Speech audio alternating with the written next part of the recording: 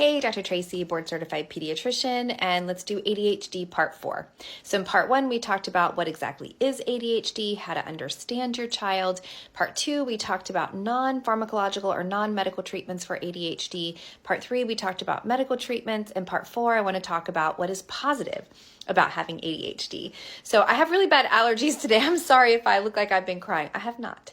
But let's talk a little bit about what are those positive aspects of ADHD. And the first one is people with ADHD tend to be highly energetic. They tend to be quite lovely people to be around.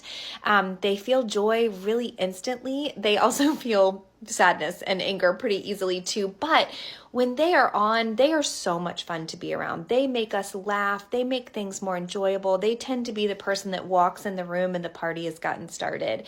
And so that is something that we could all bring into the world. So make sure if you notice that in your child, that you give them some positive reinforcement for that. Because so often when they bring the joy and then they take it one step too far, that's all they remember. They all only remember when they got kind of like calm down, when really they're so much fun to be around, and we need to let them know that more often. The second thing is creativity. So individuals with ADHD tend to have pretty creative minds, and part of it's because everything isn't just linear.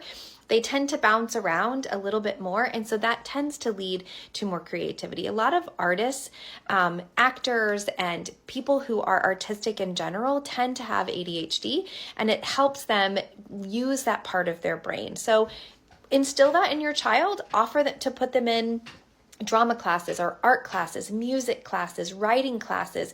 Anything you can think of to help bring out that part of them can be really helpful for their self-esteem and help them harness it. So the third thing is hyperfocus.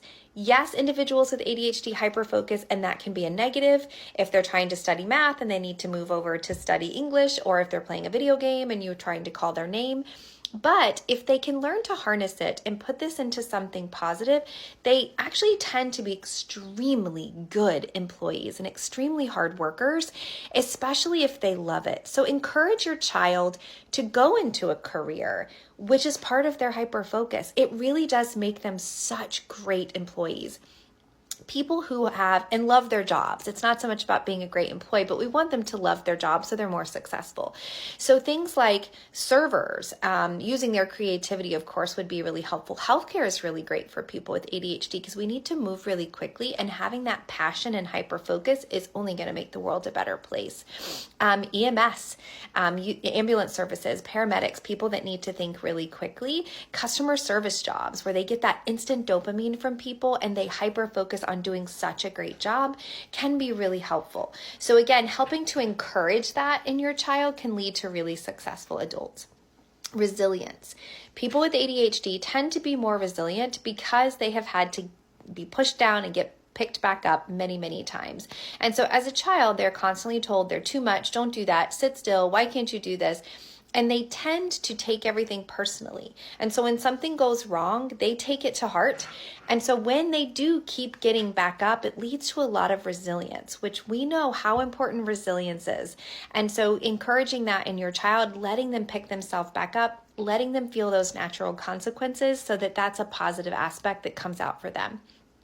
Another thing is problem-solving skills. So people with ADHD tend to be able to look at problems and find a solution a little bit quicker than others. And that's because, again, their mind works differently. They're seeing things from all angles.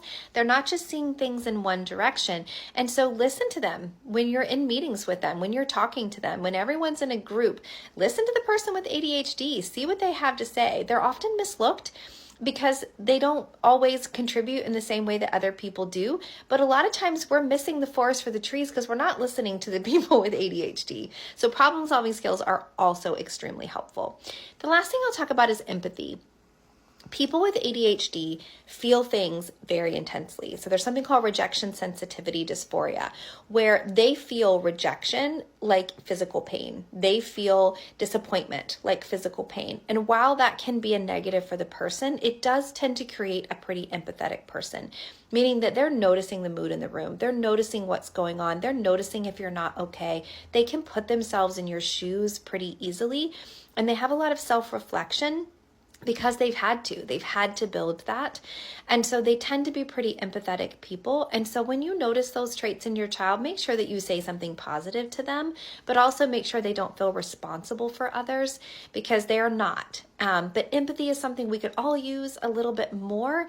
And so definitely encouraging that in your child, or just being positive when you notice it. So talk to the people in your life about the superpowers with ADHD. Make sure that we talk about them. They tend to be things that are often overlooked, yet they're some of the best parts about our society.